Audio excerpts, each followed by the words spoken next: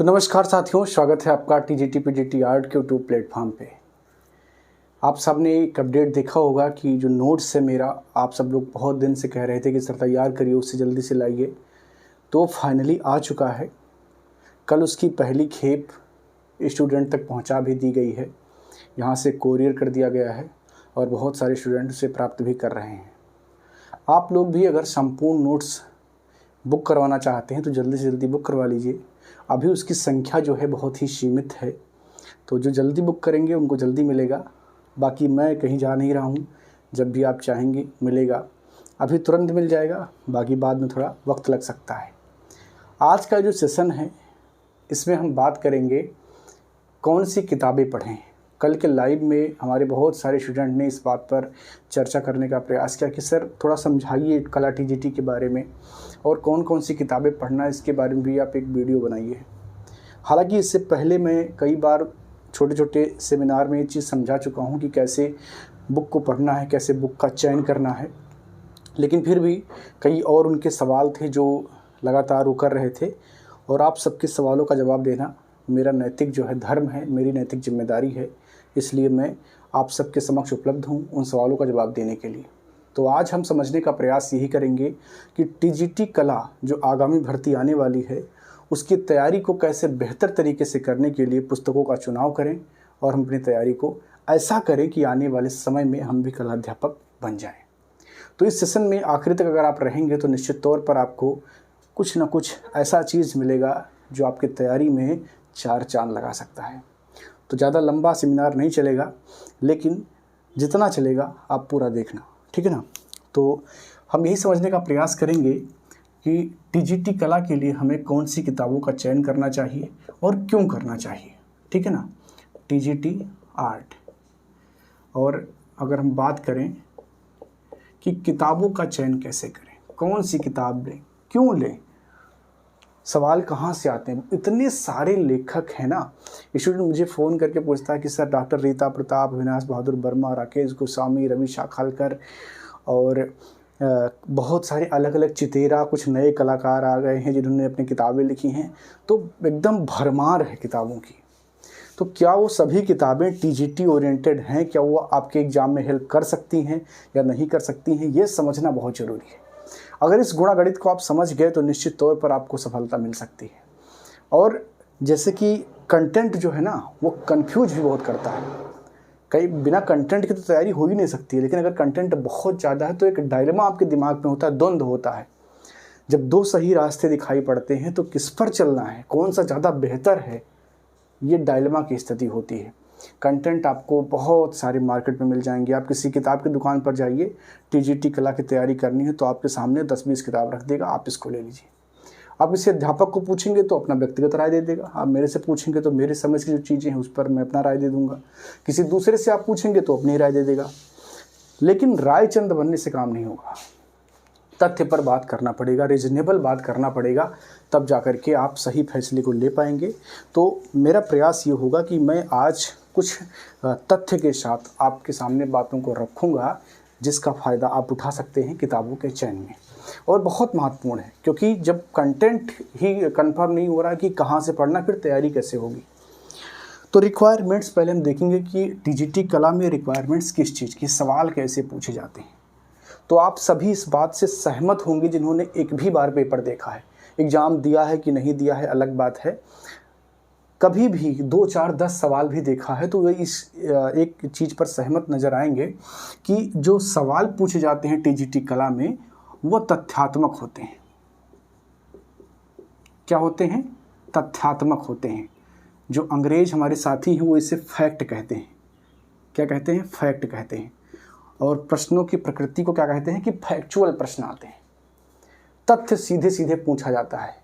जैसे एग्जाम्पल के लिए कि भारत माता का चित्र किसने बनाया? अवनींद्र नाथ ठाकुर ने बनाया, M.F. हुसैन ने बनाया। दूसरा सवाल आपसे पूछ लिया कि आशित कुमार हालदार किस शैली के कलाकार हैं? आपने बता दिया बंगाल शैली के कलाकार हैं, वास्त शैली के कलाकार हैं। इसी प्रकार के प्रश्न टीजीटी में आपसे पूछे जाते हैं।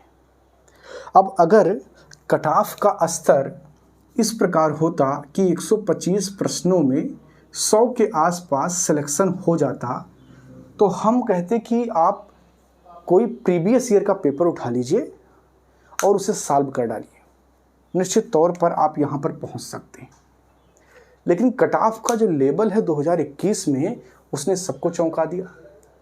2021 में जब बहुत बड़ी वैकेंसी थी, बालक वर्ग में 710 के आसपास पद थे, एग्जैक्टली मुझे याद नहीं है, आप देख लेना, लेकिन 700 प्लस वैकेंसी थी बालक वर्ग में।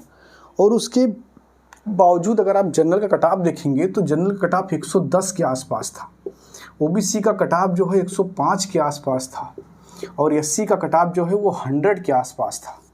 तो ये कट ऑफ डराते हैं, और इन कट ऑफों तक अगर आपको पहुंचना है तो थोड़ी डिफरेंट स्टडी आपकी होनी चाहिए, क्योंकि ये जो रणनीति है कि फैक्ट को सीधे सीधे प्रीवियस ईयर से रट लिया, या कुछ ऐसी 2-4 किताबें आती हैं जिसमें सिर्फ फैक्ट ही लिखे गए हैं, उनको पढ़ लिया गया, तो उससे काम यहाँ तक चल सकता था कि आप खींच खांच के थोड़ा बहुत और वीडियो वगैरह देख करके 100 पहुँच जाते। लेकिन अगर यहाँ तक भी बात नहीं बन पा रही, इसका मतलब कि टारगेट जो है बड़ा रखना पड़ेगा, और बड़े टारगेट के लिए थोड़ा हमें स्ट्रेटजी भी चेंज करना पड़ेगा।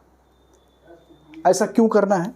क्योंकि जो आपका दिमाग, जो इंसानी दिमाग है, वो कोई कंप्यूटर नहीं है कि आपने कितना भी डेटा डाला वो सेव कर लेगा, और जिस दिन आपको खोजना होगा आप कोई जो है कीवर्ड डालेंगे वो सर्च कर देगा। ऐसा बिल्कुल नहीं है। आपके दिमाग में जो चीज़ें सेव होती हैं वो चित्रात्मक रूप से सेव होती हैं।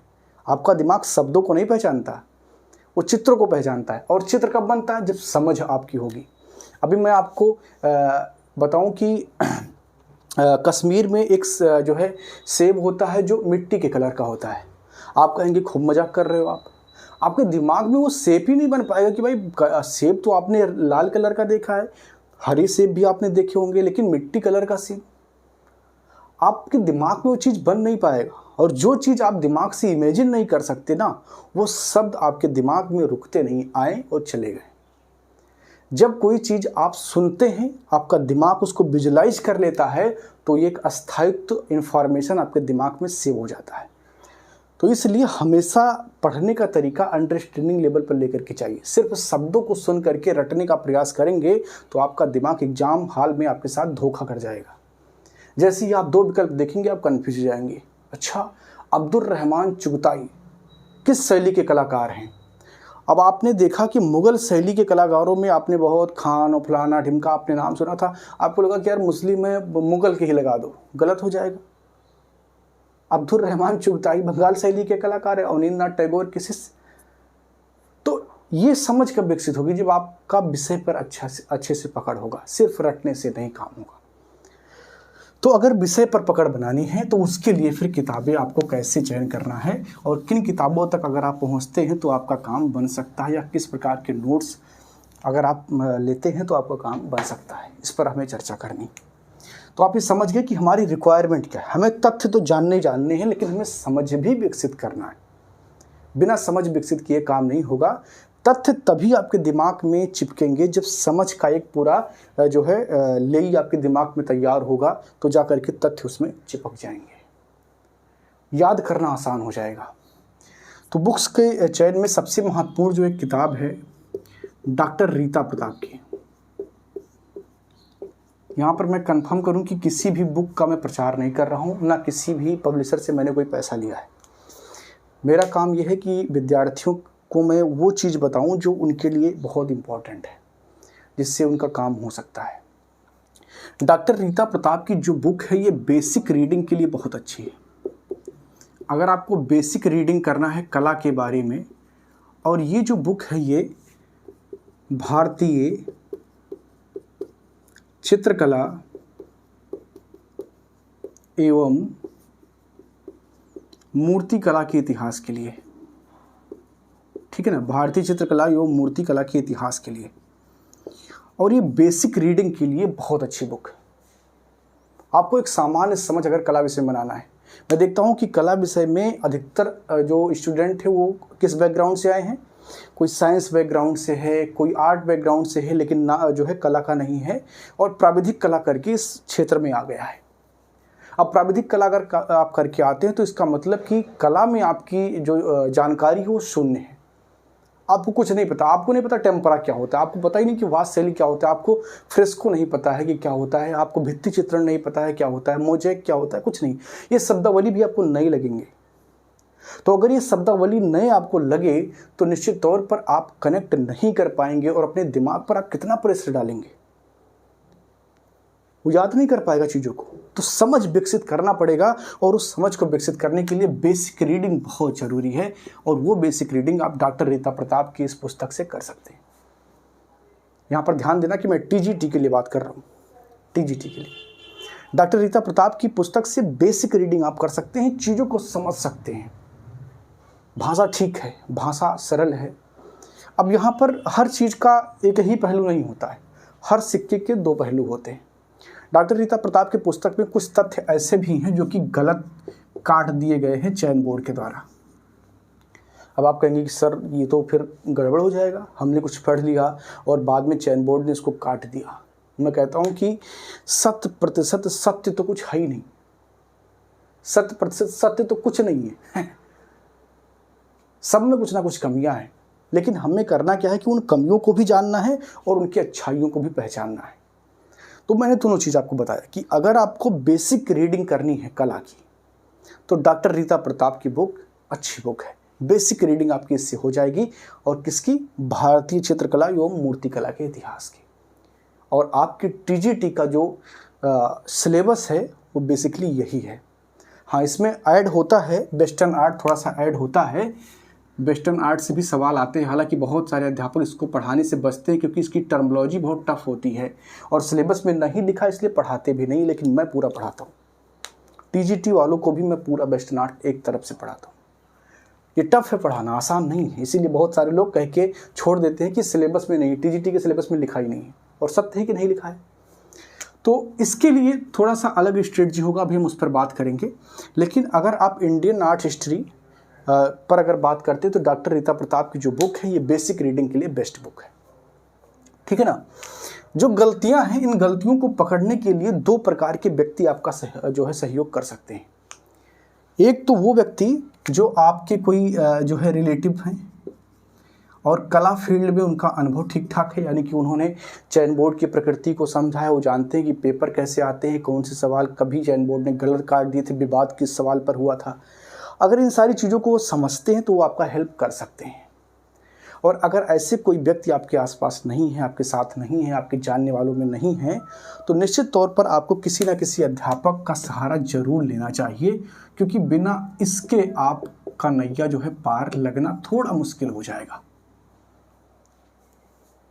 या करके सीखने की अगर आदत है तो भाई एक बार आप फेल होकर देख लीजिए, उसके बाद में आप किसी अध्यापक का सहारा ले लेना। यहाँ पर मैं ये क्यों कह रहा हूँ, क्योंकि एक्सपीरियंस की जरूरत पड़ेगी जो चयन बोर्ड को समझता हो अच्छे से, तब जाकर के आपका काम बनेगा। अभी 2021 में ही एक सवाल आया था, मैंने कई बार उसका एग्जाम्पल आपको दिया है कि भारत की जो प्रथम मूर्ति थी, कांसे की नर्तकी की मूर्ति जो कि सिंधु घाटी से प्राप्त होती है, उसकी ऊंचाई पूछी गई थी 2021 के टीजीटी के पेपर में। डॉक्टर रीता प्रताप जी की पुस्तक में उसकी ऊंचाई लिखी हुई है 9.5 सेंटीमीटर। लेकिन अगर आप गवर्नमेंट की वेबसाइट को देखते हैं, राष्ट्रीय आधुनिक कला संग्रहालय नई दिल्ली में उसको संरक्षित किया गया है, उसकी वेबसाइट पर आप जाएंगे तो इसकी जो लंबाई है वो 10.5 सेंटीमीटर लिखा हुआ। कितना? 10.5 सेंटीमीटर लिखा हुआ है। और कई किताबों में भी लिखा हुआ है, हमने 10.5 सेंटीमीटर ही पढ़ाया था। लेकिन जिन साथियों ने डॉक्टर रीता प्रताप का अध्ययन किया था और उसी को ही केवल सही माना था, वो गलत करके आए हैं। और कई लोग ऐसे हैं जो 1 और 2 प्रश्न गलत करने की वजह से फेल हुए हैं।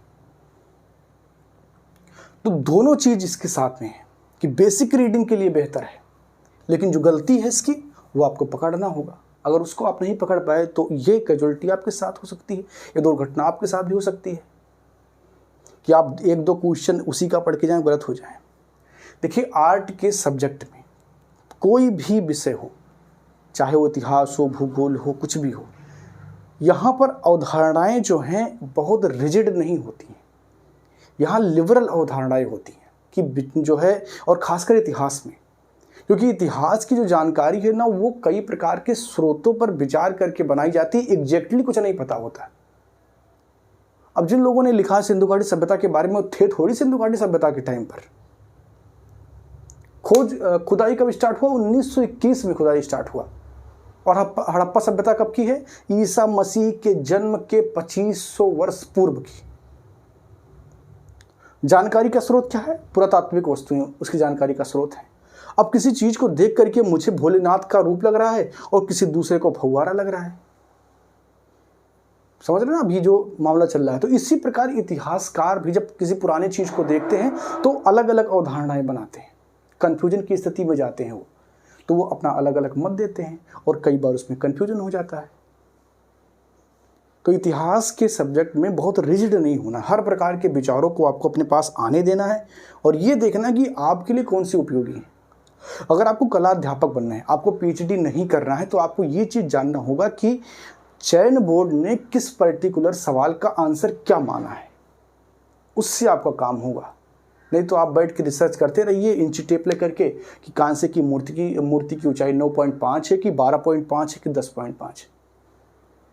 आपने बस वो करना है कि चयन बोर्ड ने जो कहा, चयन बोर्ड गाय को गधा बोले तो बोलना पड़ेगा, क्योंकि आपको तो उसी का परीक्षा देना है। नहीं तो जाके मुकदमा लड़िए आप उससे। अब मुकदमा आप लड़ेंगे 10-5 साल, तब तक तो इधर वैकेंसी क्लियर हो जाएगी, बाकी लोगों को नियुक्ति मिल जाएगा और आपका मामला कहीं पेंडिंग में पड़ा रहेगा। तो ऐसा भी नहीं है कि चयन बोर्ड गधे को जो है बैल बोल देगा, ऐसा भी नहीं होता है।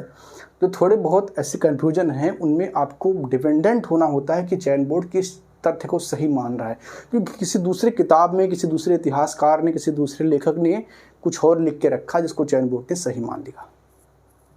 ऐसे में आपको चयन बोर्ड के मुताबिक चीज़ों को तैयार करना होगा, तब जाकर के आप बेहतर रिजल्ट दे पाएंगे। तो डॉक्टर रीता प्रताप के साथ दो बात, एक तो बेसिक रीडिंग के लिए बहुत अच्छी किताब है, पढ़नी चाहिए सबको अगर कला अध्यापक की तैयारी कर रहे हैं, और दूसरी चीज़ ये है कि जो इसकी गलतियां हैं वो आपको जानना है। चलिए अब हम थोड़ा सा आगे बढ़ते हैं, मूव ऑन करते हैं। अगर हम बात करें वेस्टर्न आर्ट की, जो कि आपके सिलेबस में नहीं लिखा हुआ है, फिर भी इससे सवाल पूछे जाते हैं, 6 से 7 सवाल, या हो सकता है इसकी संख्या 10 भी पहुंच जाए। कई डायमेंशन में अगर आप सोचते हैं तो हो सकता है इसकी संख्या 10 भी आपको नज़र आए, ठीक है ना। तो इसको कैसे तैयार करेंगे आप, वेस्टर्न आर्ट को कैसे आप तैयार करेंगे? तो इसको तैयार करने के लिए भी बहुत सारी बुकें आती हैं, लेकिन टीजीटी में बहुत ज़्यादा लोड नहीं लेना है वेस्टर्न आर्ट के लिए। लेना है लोड, पढ़ना है, लेकिन बहुत ज़्यादा लोड नहीं लेना कि आप मोटी मोटी अलग अलग किताबें ले आइए और उसको गहन अध्ययन करने में लग जाइए, तो समय की बर्बादी हो जाएगी। आप अगर एक बेसिक समझ रखते हैं, आप अगर एक बेसिक समझ रखते हैं, जो प्रागैतिहासिक कला है वहाँ से ले करके जो अल्पकालीन प्रवृत्तियाँ हैं वहाँ तक जो वेस्टर्न आर्ट है, जिसमें आपका पूरा जितने भी वाद हैं, प्रभाववाद, उत्तर प्रभाववाद, नव प्रभाववाद, घनवाद, अभिव्यंजनवाद, ये सब आ जाते हैं। इन सब को अगर आपने एक बार बेसिक रीडिंग कर लिया कि कौन किस वाद का कलाकार है, किसकी शैली क्या थी, जो महत्वपूर्ण कुछ चित्र हैं उनकी सूची आपको याद हो कि फला चित्र किसने बनाया, ढका चित्र किसने बनाया, आपका काम इससे चल सकता है। इस प्रकार की अगर एक रीडिंग आपकी हो जाए तो उसका काम चल सकता है। अब ऐसे के लिए वेस्टर्न आर्ट की कोई अलग से बुक आपको नहीं मिलेगी जो कोई एक समराइज किताब आपको मिल जाए, लेकिन हाँ, इसका एक सल्यूशन मेरे पास है। मैंने जो नोट्स बनाया है टीजीटी का, उसमें आपको एक बेहतर नोट्स मिल जाएगा जिसका उपयोग आप टीजीटी में भी कर सकते हैं और पीजीटी में भी कर सकते हैं। तो हमारे नोट्स में वेस्टर्न आर्ट मैंने कवर किया है अच्छे से और बहुत ही आसान भाषा में। इसकी भाषा बहुत कठिन है, किताब आप उठाएंगे चीज़ें आपको समझ में कम आएंगी, तो मैंने आसान भाषा में उसको अपने नोट्स में लिखा है। उस नोट्स को आप ले करके वेस्टर्न आर्ट को कवर कर सकते हैं। अभी मैं आखिर में बताऊंगा कि कैसे नोट्स आप ले सकते हैं। तो ये हो गया। इसके अलावा भी क्या कुछ ऐसी पुस्तकें हैं जिनका आप उपयोग करके अपनी तैयारी को बेहतर कर सकते हैं, उनको भी समझ लीजिए। तो एक तो हो गया बेसिक रीडिंग। इसके अलावा प्रीवियस ईयर जो है, जो सवाल पहले पूछे जा चुके हैं वो सवाल रिपीट खूब होते हैं, ठीक है ना, रिपीट होते हैं, एकदम निश्चित रिपीट होते हैं। तो प्रीवियस ईयर पर आपका एक अच्छा पकड़ होना चाहिए कि कौन से सवाल पहले पूछे गए थे, उनका आंसर आपको पक्का आना चाहिए। अब प्रीवियस ईयर के पेपर को अगर आप लगाने चाहेंगे तो उसमें बहुत सारे कंटेंट आपको मिल जाते हैं, जैसे घटना चक्र का आता है, शिल्पी प्रकाशन का आता है, यूथ कंपटीशन का आता है, तो बहुत सारे इस प्रकार के आते हैं जो आपको मिल जाएंगे मार्केट में बहुत इसलिए। उन सब में जो मुझे सबसे बेहतर लगता है वो है घटना चक्र। मैं फिर से आपको आगाह कर दूं कि मैंने किसी से कोई पेड प्रमोशन नहीं लिया है, मैं बस स्टूडेंट के फ़ायदे के लिए चीज़ें बता रहा हूँ। तो जो घटना चक्र है ये बेहतर है, आप इसको ले लीजिए प्रीवियस ईयर के लिए। जो सवाल पहले के आए हैं उनको देखिए और उनकी व्याख्या पढ़िए कि हर सवाल के नीचे जो व्याख्या लिखा हुआ है वो क्या है। अगर आपने एक तरफ से उसको पढ़ लिया, पहले चैप्टर से लेकर के आखिरी चैप्टर तक उन्होंने चैप्टर वाइज क्वेश्चन को विभाजित कर दिया है, तो निश्चित तौर पर आपकी एक बेसिक समझ है कला विषय में वो बन जाएगी। तो एक तो डॉक्टर रीता प्रताप की पुस्तक बेसिक रीडिंग के लिए, प्रीवियस ईयर के लिए घटना चक्र आपका, ये तो बहुत कमाल के हैं। अच्छा, बाकी अगर मैं किसी लेखक की पुस्तक को आपको बताऊंगा यहाँ पर तो वो थोड़ा सा बायसनेस वाला काम हो जाएगा, क्योंकि दूसरे वाले नाराज़ हो जाएंगे, सर मेरा नहीं बोला आपने, तीसरे वाले नाराज़ हो जाएंगे कि आपने मेरा नहीं बोला। सबकी किताबें ठीक है, कोई भी किताब ख़राब नहीं है, जितने भी मार्केट में किताबें उपलब्ध हैं वो सब ठीक हैं, सब में अच्छाइयाँ हैं, थोड़ी बहुत जो कमियाँ हैं वो आपको पकड़ना होगा। और पकड़ने के लिए मैंने बता दिया कि आपका कोई सहयोगी ऐसा हो जो चयन बोर्ड की समझ रखता हो कला विषय में, और या किसी अध्यापक के सानिध्य में आप आ जाएँ तो आपका काम बन सकता है। तो मुझे लगता है कि किताबों पर इससे ज़्यादा कोई कन्फ्यूज़न आपका होगा नहीं। अब आप समझ गए होंगे मेरा इशारा कि आप किन किन किताबों को परचेज कर सकते हैं। और इसके अलावा भी बहुत सारी चीज़ें हैं जो फ़ोन पर आप मुझसे डिस्कस कर सकते हैं। बहुत सारी चीज़ों को ऐसे वीडियोस में बताना भी ठीक नहीं है, क्योंकि कमर्शियल पर्पज़ के लिए बहुत सारा काम हो रहा है, किताबें लोग लिख रहे हैं, उसको बेच रहे हैं। तो इस तरीके से अगर मैं बताऊँगा या बोलूँगा तो हो सकता है यूट्यूब भी जो है मेरे इस वीडियो को रोक लगा दे। तो जो बहुत ज़रूरी है, बहुत नेसेसरी स्टूडेंट के लिए, वो मैंने यहाँ पर बता दिया। अब मैं बताता हूँ कि जो मेरा नोट्स है वो कैसे आपको मिल सकता है, उस नोट्स की विशेषता क्या है और उसमें क्या क्या चीज़ें आपको मिलेंगी। तो नोट्स जो है वो कंप्लीट हो चुका है। अभी नोट्स आपको मार्केट में दुकानों पर नहीं मिलेगा, आप सीधे नोट्स को मुझसे प्राप्त कर सकते हैं बाई कोरियर। और नोट्स की बुकिंग के लिए आप मुझे फ़ोन कर सकते हैं 9616 82 76 46 पर, आपको संपूर्ण जानकारी दे दी जाएगी। अब इस नोट्स में आपको मिलेगा क्या क्या वो भी आप जान लीजिए। नंबर 1, भारतीय चित्रकला का इतिहास। भारतीय चित्रकला का इतिहास, अब इसमें आपका सब कुछ कंप्लीट हो जाएगा, प्रागैतिहासिक से लेकर के जो है जितने भी टॉपिक हैं उसमें राजस्थानी है, पहाड़ी है, मुगल है, डाट डाट डाट जितने भी हैं सब कवर हो जाएगा। दूसरा, यूरोपीय चित्रकला का इतिहास। यूरोपीय चित्रकला का इतिहास।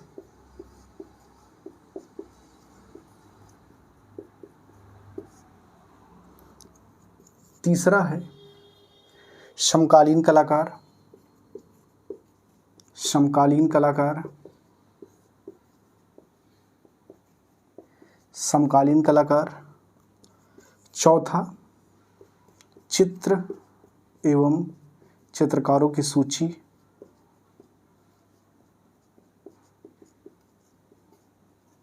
यह आपको मिल जाएगा। इसके अलावा मूर्तिकला, स्थापत्य कला, विविध प्रश्न, तो इसके अलावा कला दीर्घाओं की सूची। तो ये सब चीज़ें आपको मिल जाएंगी, एक प्रकार से कंप्लीट नोट्स उसको आप कह सकते हैं। और नोट्स को बुक करना है तो आप इस नंबर पर फ़ोन करके बुक कर सकते हैं। इसके अलावा 1 जून से हमारा एक नया बैच स्टार्ट हुआ है। 1 जून से हमारा एक नया बैच स्टार्ट हुआ है। इस बैच को अगर आपको ज्वाइन करना है, इसमें आपको कला की संपूर्ण थ्योरी पढ़ाई जाएगी, तो आप इस नंबर पर संपर्क कर सकते हैं, सारी जानकारी आपको दे दी जाएगी। उम्मीद करता हूं कि बुक्स पर जो आपके सवाल रहे होंगे, जो आपकी क्यूरियोसिटी रही होगी, उसको थोड़ा सा विराम लगा होगा, चीज़ों को आपने समझा होगा। इसके बावजूद भी अगर कुछ सवाल रह जाते हैं, कमेंट बॉक्स में लिखना, मैं उन कमेंट्स को पढ़ूंगा और आगे कोई वीडियो बना करके उसको समझाने का मैं प्रयास करूंगा। इसके अलावा किन और पक्षों पर आप वीडियो चाहते हैं कि जो मैं समझाऊँ ज़्यादा डिटेल में जा करके, वह भी आप कमेंट बॉक्स में लिखिए, हम उस पर भी वीडियो बनाएंगे। मिलते हैं अगले किसी क्लास में। बहुत बहुत धन्यवाद।